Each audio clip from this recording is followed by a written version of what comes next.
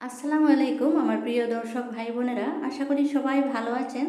সবাইকে আমার গার্ডেন চ্যানেলের পক্ষ থেকে জানাই অনেক অনেক শুভেচ্ছা।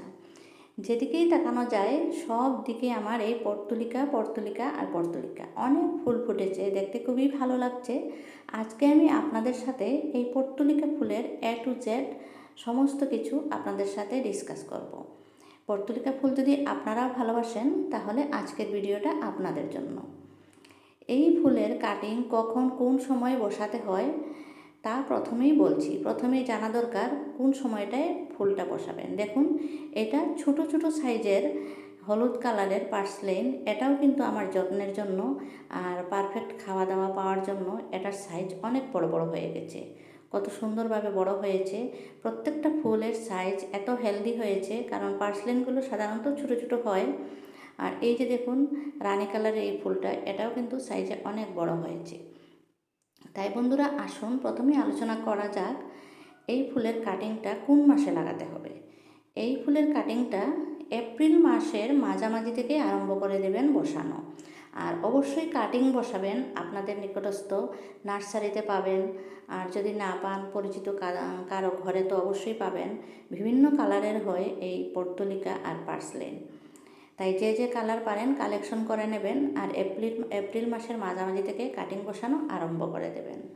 তারপরে দ্বিতীয় কথা হচ্ছে মাটি মিক্স করা। মাটিটা কিভাবে প্রস্তুত করবেন। যে কোনো ফুলের গাছের জন্য যেভাবে মাটি আপনারা প্রস্তুত করেন ঠিক সেইভাবেই করতে পারেন। মাটির সাথে শুকনো গোবরের সার অবশ্যই থাকতে হবে। তারপরে বৃষ্টির দিনে তো লিকুইড খাওয়া তেমন একটা দেয়া চলে না, তাই শুকনো খাবার যেগুলো পারেন দেবেন।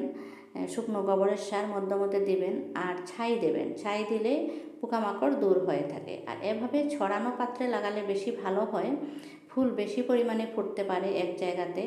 আর অবশ্যই আপনাদের চোখের সামনে রাখবেন, যাতে সকালবেলা উঠেই এই ফুলগুলো দেখতে পান, খুবই ভালো লাগে।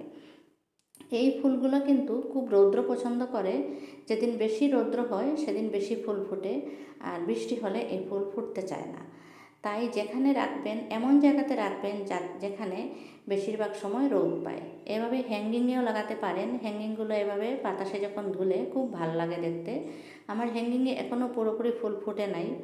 আর এদিকটায় দেখুন বাগানের ভিতরে একটা ছড়ানো জায়গাতে লাগিয়েছি, একটা টায়ারের মধ্যে এত বড় বড় সাইজের হয়েছে। এখানে রৌদ্র হয় প্রচুর পরিমাণে, যেহেতু বাগানের ভেতরে আছে।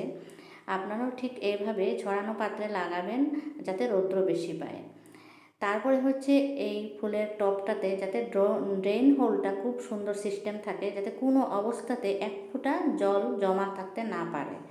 জল জমা থাকলেই এই গাছগুলোতে ফাঙ্গাস লেগে যায়। আর এই গাছে ফাঙ্গাস লাগলে কিন্তু একবার হয়ে গেলে ছাড়াতে খুব কষ্ট হয়। কোনো অবস্থাতে যাতে গাছের নিচে জল জমা না থাকে, তাই ড্রেন সিস্টেমটা খুব ভালো করে সাবধানতা অবলম্বন করে দেখে নেবেন আপনারা। যদি এই ফুলটা আপনারাও ভালোবাসেন তাহলে এই ভিডিওটা লাইক করে দিয়ে আমার চ্যানেলে থাকবেন। প্রত্যেক বছর আমি কখন কোন সময়ে লাগাই আর কিভাবে এই ফুলের গাছগুলো সংরক্ষণ করে রাখতে হয় সেটাও আমার ভিডিওতে পাবেন। চ্যানেলটা সাবস্ক্রাইব করে দিয়ে সাথে থাকলে অবশ্যই পাবেন। এখানে আমি কলার খোসা ভিজিয়ে রেখেছি 1 সপ্তাহ ধরে একটা কন্টেনারে। আর এই কলার খোসার জলের সাথে আরও প্লেন জল মিক্স করে আজকে গাছে খাবার হিসাবে দেব।